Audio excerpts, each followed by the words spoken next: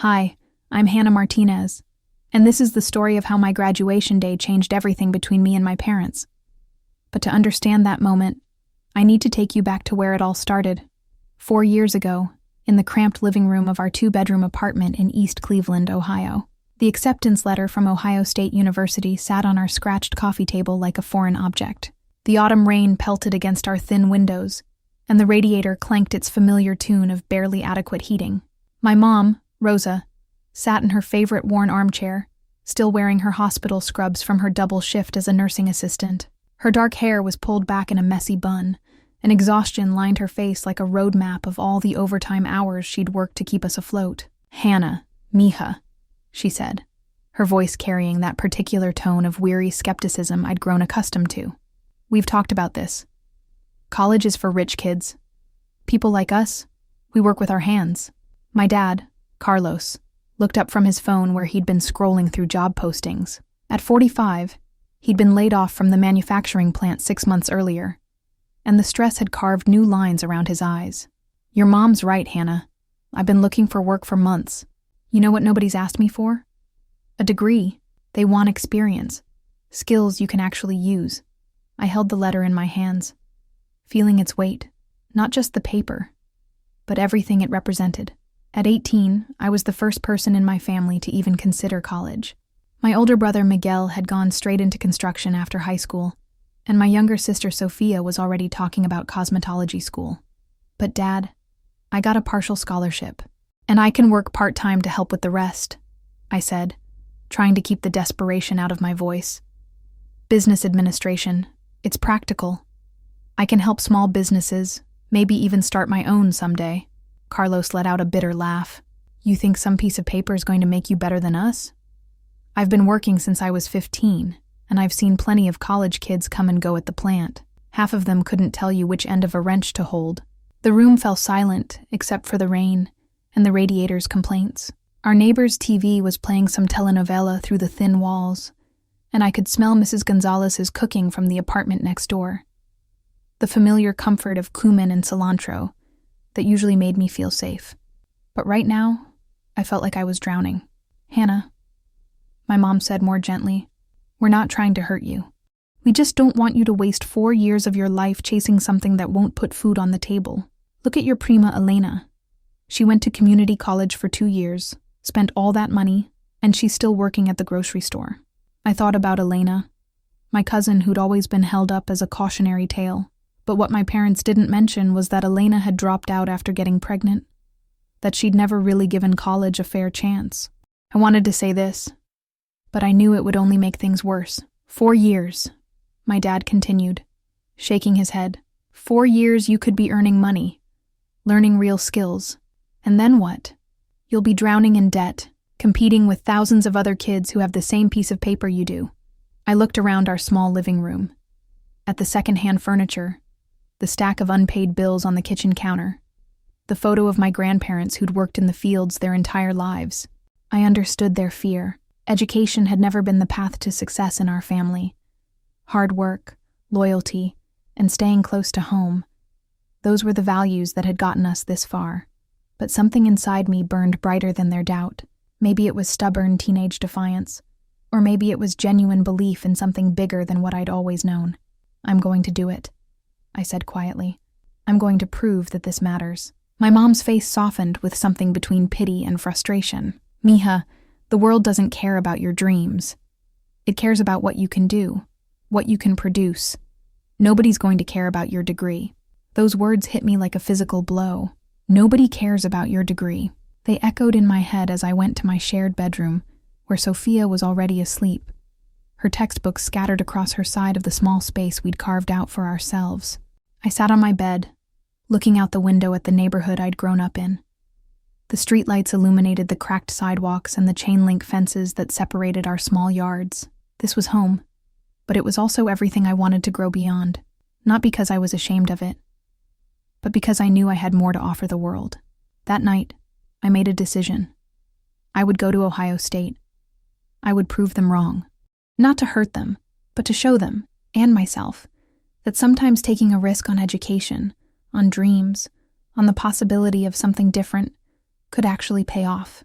I had no idea how much that decision would cost me over the next 4 years, or how it would nearly break my relationship with my parents. But I also had no idea that it would lead to a moment that would change everything between us. As I filled out the acceptance paperwork by the light of my phone, I whispered a promise to myself. I'll show them that somebody does care about my degree. I'll make them proud, even if they don't understand it yet. The rain continued to fall, but inside our small apartment, something had shifted. The first chapter of my college story was beginning, and I was ready to write it myself. Moving to Columbus in August 2020 felt like stepping into a different world. The Ohio State campus stretched out before me like a small city, with its towering buildings and perfectly manicured lawns. Students walked confidently between classes, most of them carrying themselves with an ease that spoke of generations of college-educated families. I clutched my worn backpack tighter and tried to belong. My dorm room in Bradley Hall was a far cry from the bedroom I'd shared with Sophia. It was small, but it was mine. My roommate, Jessica, arrived with her parents driving a BMW SUV, loaded with matching luggage, a mini fridge, and enough dorm decor to stock a small store. Her mom, a perfectly put-together woman in designer jeans, surveyed the room with the critical eye of someone accustomed to much better accommodations. "Well, at least it's clean," Jessica's mom said, her voice carrying the kind of diplomatic disappointment that wealthy people perfected. "And the meal plan should be adequate, though I doubt it compares to what you're used to at home." I watched them unpack, feeling the familiar sting of not belonging. My parents had driven me to campus in our 15-year-old Honda Civic, with my clothes packed in 3 mismatched suitcases from Goodwill. They'd hugged me goodbye quickly, clearly uncomfortable in the college environment, and left me with a final reminder. "Remember, Mija, you can always come home if this doesn't work out." The first semester was brutal, not just academically, though calculus and macroeconomics certainly challenged me, but emotionally. Every phone call home became a minefield of subtle discouragement. "How's the job search going?" my dad would ask, always steering the conversation toward immediate employment rather than my classes. Miguel's supervisor said they might have an opening at the construction site. Good pay, good benefits, real work. Meanwhile, I was working 20 hours a week at the campus bookstore, earning minimum wage while trying to balance a full course load. My scholarship covered tuition, but everything else, books, food beyond the basic meal plan, laundry, transportation, came out of my own pocket. I watched other students grab coffee between classes without thinking twice about the $5 expense. While I survived on instant ramen and peanut butter sandwiches, the social divide was just as challenging. During my sophomore year, I joined a study group for my business ethics class. The other students talked casually about their parents' connections in various industries, their summer internships at family friends companies, their spring break trips to Europe. When they asked about my plans, I mentioned my job at the bookstore and my hope to find a summer internship in Cleveland. "Oh, that's so admirable," said Brittany, a girl from Westerville whose father owned a chain of car dealerships. "I mean, I couldn't imagine having to work during college. My parents would never allow it. They want me to focus entirely on my studies." I wanted to explain that working wasn't a choice for me, that every shift at the bookstore was necessary to keep me in school.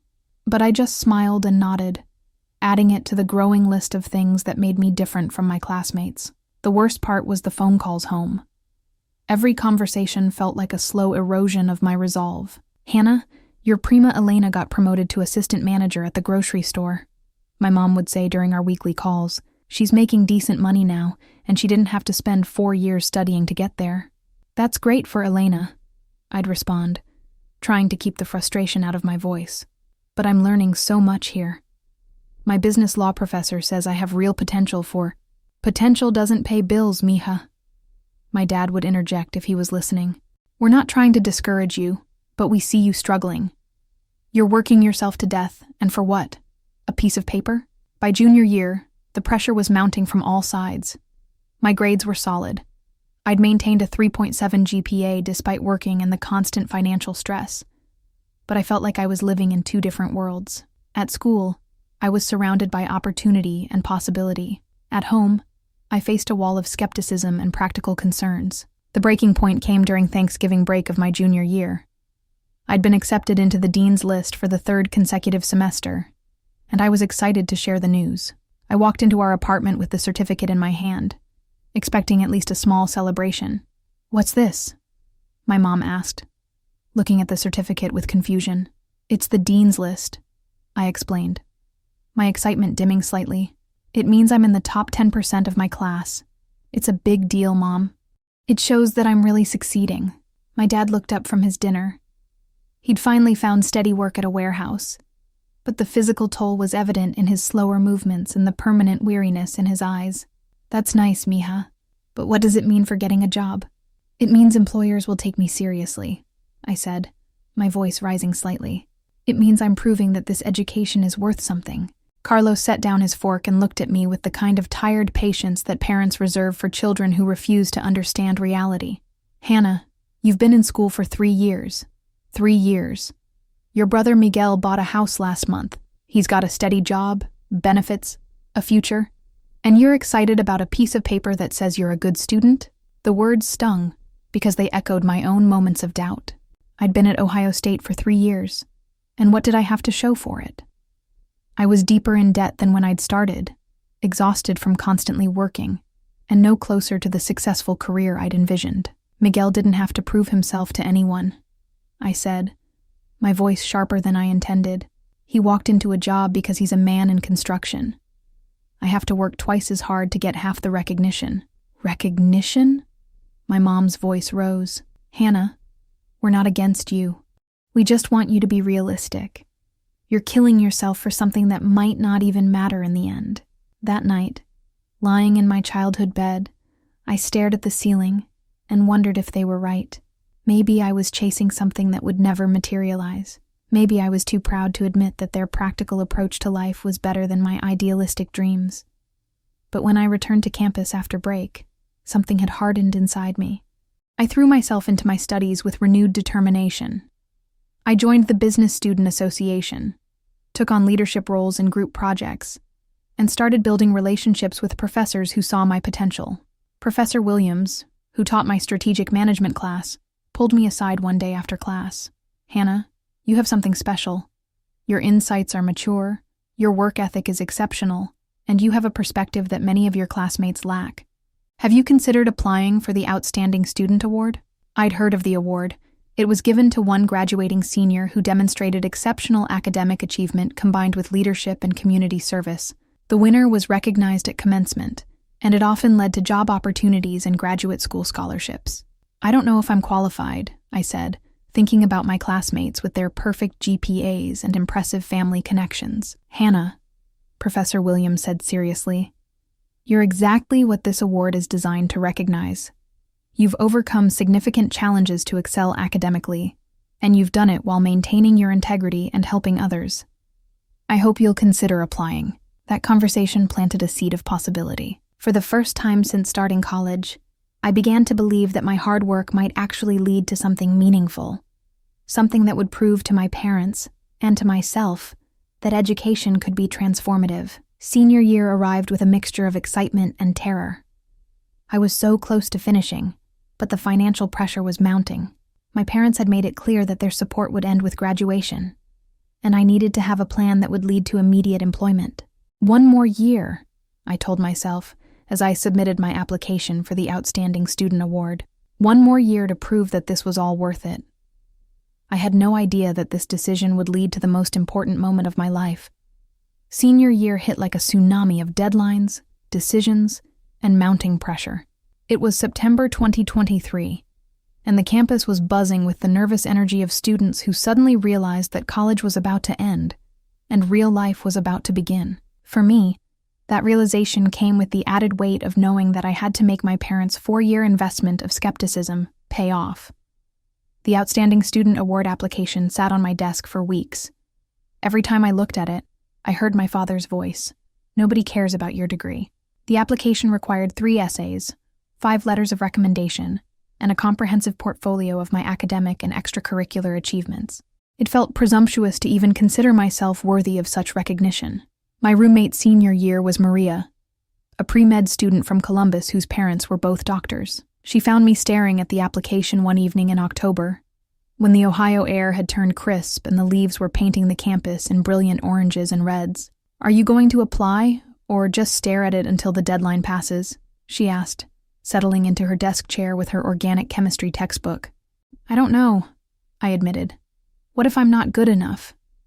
What if I'm just setting myself up for disappointment?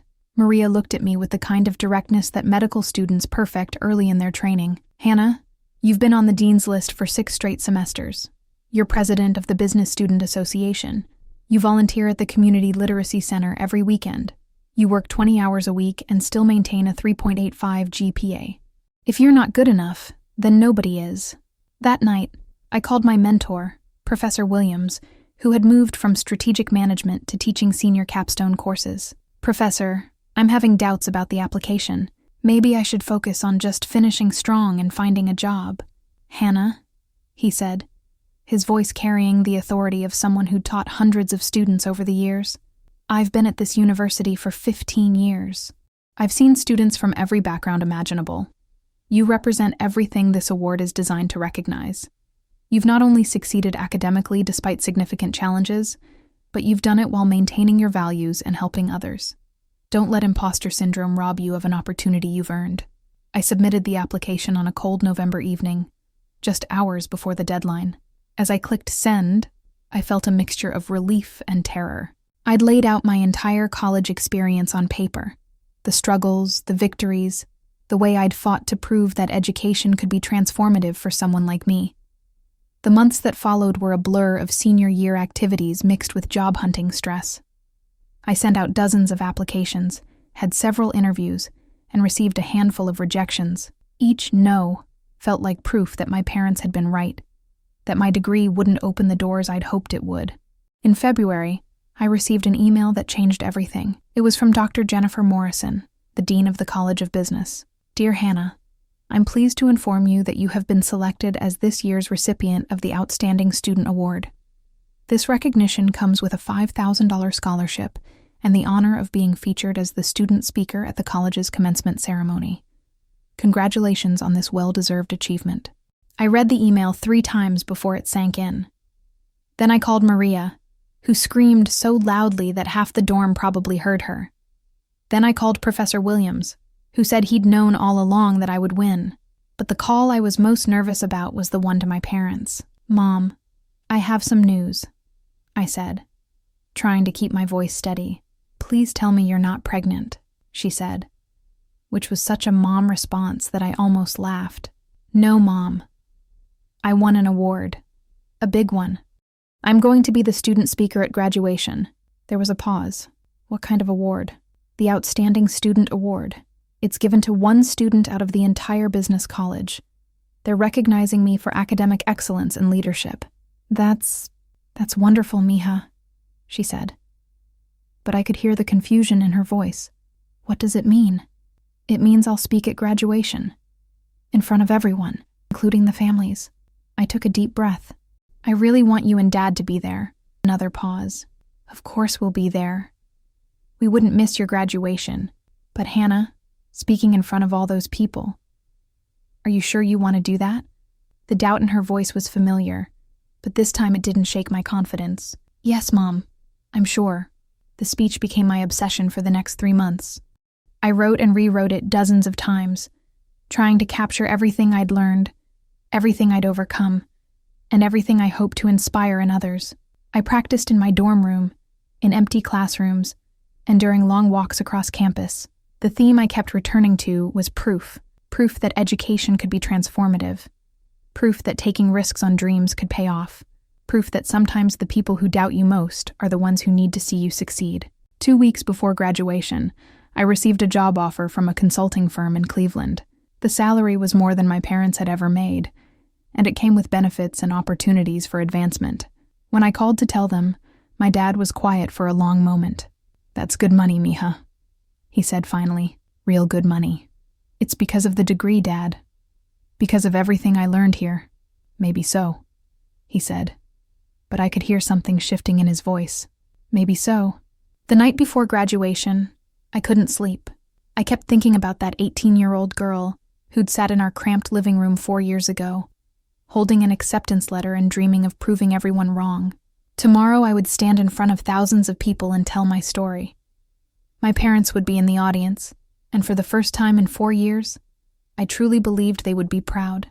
I thought about all the moments that had led to this, The late night studying, the financial struggles, the constant questioning of whether I was making the right choice. I thought about Professor Williams's encouragement, Maria's friendship, and the slow building of confidence that had carried me through the hardest parts of this journey. As I finally drifted off to sleep, I realized that the girl who'd started this journey 4 years ago had been transformed by it. Not just educated, but fundamentally changed. I'd learned that sometimes the most important person you have to prove something to is yourself. Tomorrow, I would tell that story to everyone who mattered to me. Tomorrow, I would show my parents that somebody did care about my degree, and that somebody included me. Saturday, May 11th, 2024. Graduation day arrived with the kind of perfect spring weather that Ohio rarely provides. Clear skies, gentle breeze, and temperatures that made the black graduation gowns bearable. I woke up at 5:30 a.m., not because I had to, but because I couldn't sleep anymore. My stomach was a mixture of excitement and pure terror. The Ohio Stadium was transformed for commencement. What was usually home to Buckeye football was now arranged with thousands of chairs, a massive stage, and banners celebrating the class of 2024.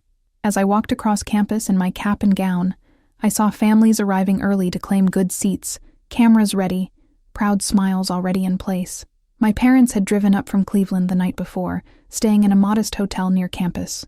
When I met them for breakfast, I could see the nervousness in their eyes, not just for me, but for themselves. They were about to be in a room with thousands of college-educated families, and the discomfort was written all over their faces. "You don't have to do this, mija," my mom said as we sat in the hotel restaurant. She was wearing her best dress, the navy blue one she usually reserved for weddings and funerals. "If you're nervous about speaking, I'm sure they would understand." "I want to do this, Mom," I said, squeezing her hand. "I need to do this." My dad, wearing the same suit he'd worn to my high school graduation, looked around the restaurant at the other families. "There's going to be a lot of people there, Hannah, important people. What if you mess up?" "Then I mess up," I said, trying to project more confidence than I felt. "But I won't. This is my moment, Dad. Our moment." The pre-ceremony gathering for award recipients was held in a conference room in the business building. I met the other honorees, students who'd earned recognition for academic excellence, leadership, and service. They were accomplished, confident, and came from families that seemed to understand exactly what these achievements meant. Dr. Morrison, the dean, pulled me aside as we prepared to process into the stadium. "Hannah, I want you to know that your essay moved the entire selection committee. Your journey represents everything we hope education can be: transformative, empowering, and proof that excellence comes from character, not just circumstances. Thank you, Dr. Morrison. That means everything to me." She smiled. "Your parents are here, aren't they?" "Yes, they are." "Good. They're about to see their daughter receive the recognition she's earned. I hope they're proud." "They will be," I said, though I wasn't entirely sure. The processional into Ohio Stadium was surreal. Thousands of graduates filed in while families cheered from the stands. I scanned the crowd, looking for my parents, and finally spotted them in the section reserved for families of award recipients. My mom was dabbing at her eyes with a tissue, and my dad was holding his phone up, trying to record everything. The ceremony began with the traditional pomp and circumstance. The university president spoke about the future, about the responsibility that comes with education, about the ways this graduating class would change the world. Then came the moment I'd been waiting for and dreading in equal measure. "Ladies and gentlemen," Dr. Morrison announced, "I'm pleased to introduce the recipient of this year's Outstanding Student Award, who will now address her fellow graduates.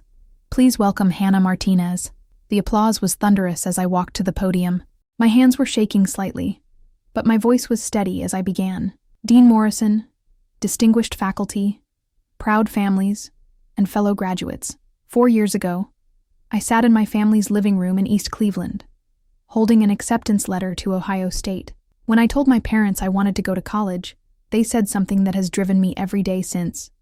"Nobody cares about your degree." I paused, looking out at the crowd, finding my parents in the sea of faces. My mom had her hand over her heart, and my dad was leaning forward, hanging on every word. They weren't trying to be cruel. They were trying to be practical. They were protecting me from disappointment, in the way that parents do, when they've seen dreams deferred too many times. But today, I want to tell you why they were both right and wrong. I talked about the struggles, the financial pressure, the social challenges, the moments of doubt. I talked about the professors who believed in me, the friends who supported me, and the gradual realization that education isn't just about what you learn in textbooks. My parents were right that the world doesn't automatically care about your degree, but they were wrong about one crucial thing. The person who cares most about your degree is you. And when you care that much, when you're willing to work that hard, when you're determined to prove that dreams are worth pursuing, that's when other people start to care too. I looked directly at my parents. Mom, Dad, you taught me that hard work matters. You taught me that integrity matters. You taught me that family matters. What I learned here is that education magnifies all of those values. It doesn't replace them. It amplifies them. The applause was building, but I wasn't finished. To my fellow graduates, especially those of you who had to fight for this moment, who had to prove that you belonged here, who had to work twice as hard for half the recognition, you did it. You're here. And to the families who supported us, even when you didn't understand why we were doing this, even when you worried we were chasing impossible dreams, thank you. Your love made this possible. I concluded with a challenge to my classmates about using their education to lift others up, about remembering where they came from, and about proving that college can be transformative for anyone willing to do the work. The standing ovation lasted almost 5 minutes. As I walked back to my seat, I could see people in the crowd wiping away tears. But the only faces that mattered to me were my parents. My mom was crying openly, and my dad, my skeptical, practical father, was on his feet, clapping harder than anyone else in the stadium. After the ceremony, as families reunited on the field, my parents found me in the crowd. My mom grabbed me in a hug that nearly knocked me over. "Mija, I'm so sorry," she whispered. "I'm so sorry we doubted you." "You don't have to apologize," I said, hugging her back. "You just wanted to protect me." My dad, who rarely showed emotion, had tears in his eyes. "Hannah, I was wrong. I was so wrong." "No, Dad. You were scared. There's a difference." He shook his head. "I was proud of you before today. I was always proud of you. But I didn't understand what you were doing here. I didn't understand what it meant." He looked around at the families celebrating, at the graduates posing for pictures, at the entire spectacle of achievement. "I understand now." "What do you understand?" "That you didn't just get an education. You became someone who could stand up there and inspire people. You became someone who could take what we taught you and make it bigger, better, more than we ever imagined possible." Later, as we walked back to the parking lot, my dad put his arm around my shoulders. "You know what, Mija? I was wrong about something else, too." "What's that?" "I said nobody cares about your degree. But you know what? I care. I care more than I ever thought possible. And after today, after hearing you speak, after seeing what you've accomplished, I think a lot of people are going to care." 3 months later, I started my job at the consulting firm. My first assignment was working with small businesses in Cleveland, helping them develop growth strategies. Many of them were family-owned, operated by people who reminded me of my parents, hardworking, practical, skeptical of outsiders who claimed to have answers. But when I introduced myself, when I told them my story, when I showed them that I understood their world because I came from it, they listened. They trusted me. They let me help them grow their businesses in ways they'd never imagined.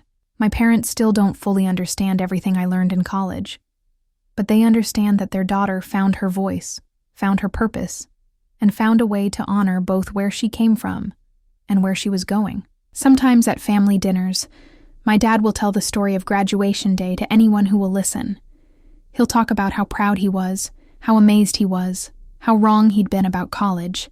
"You know what I learned that day?" he'll say.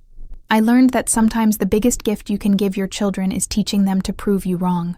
And every time he tells that story, I remember the girl who sat in that cramped living room 4 years ago, holding an acceptance letter and dreaming of proving everyone wrong. I remember the moment when that dream became reality. And I remember the lesson that changed everything. Sometimes the most important person you have to prove something to is yourself. But sometimes, the most beautiful moment is when you realize you've proven it to the people who matter most. My name is Hannah Martinez.